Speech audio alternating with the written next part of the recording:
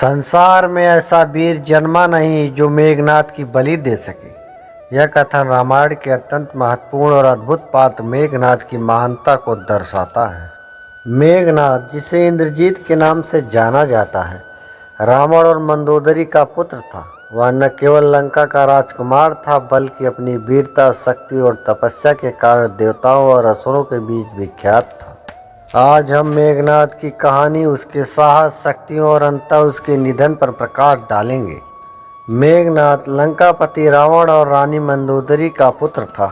उसका नाम मेघनाद इसलिए पड़ा क्योंकि उसके जन्म के समय आकाश में बादलों की गड़गड़ाहट हो रही थी। बाल्यकाल से ही उसने असाधारण शक्ति और साहस का परिचय दिया। मेघनाद ने अपने पिता के मार्गदर्शन में शस्त्र और साहस दोनों की शिक्षा ली। साथ ही उसने तपस्या और योग के माध्यम से अनेक दिव्य अस्त्रों को प्राप्त किया। उसने भगवान शिव की कठोर तपस्या की और उसने दिव्य अस्त्र जैसे पशुपास्त्र, ब्रह्मास्त्र, वैष्णवास्त्र प्राप्त किए। मेघनाद को इंद्रजीत का नाम तब मिला जब उसने स्वयं इंद्र देवताओं के राजा को पराजित किया। इस विजय ने उसकी महानता को चारों ओर प्रसिद्ध करा दिया। उसने इंद्र को बंदी बना लिया।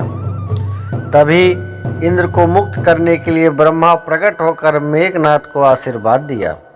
ब्रह्मा ने कहा, मेघनाद को केवल वह व्यक्ति मार सकता है जिसने 14 वर्षों तक सोने का त्याग किया हो और जिसके पास दिव्य शक्ति हो। इस आशीर्वाद ने उसे लगभग अजेय बना दिया।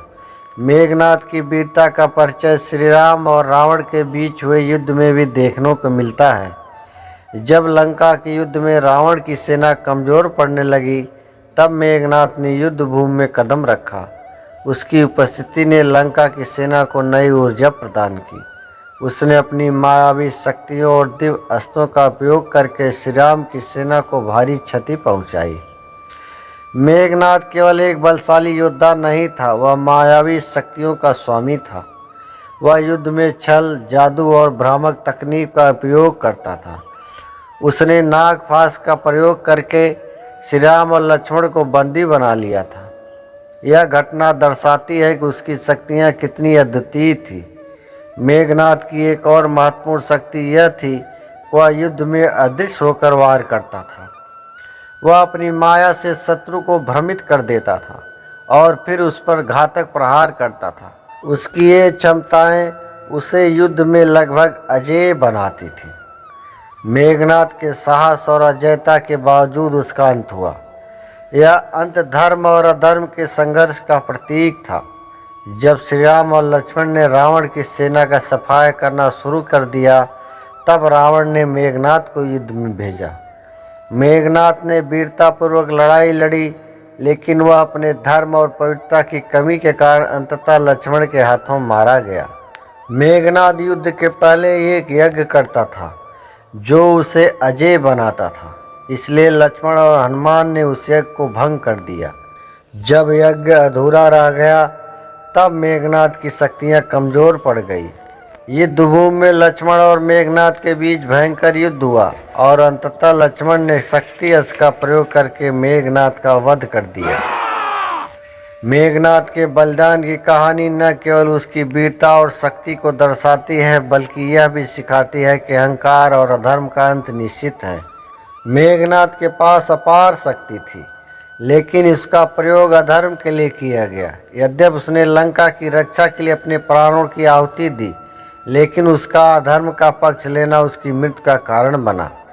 यह कथन, संसार में ऐसा वीर जन्मा नहीं जो मेघनाद की बलि दे सके, मेघनाद की असाधारण शक्तियों और उसकी वीरता की चरम सीमा को दर्शाता है।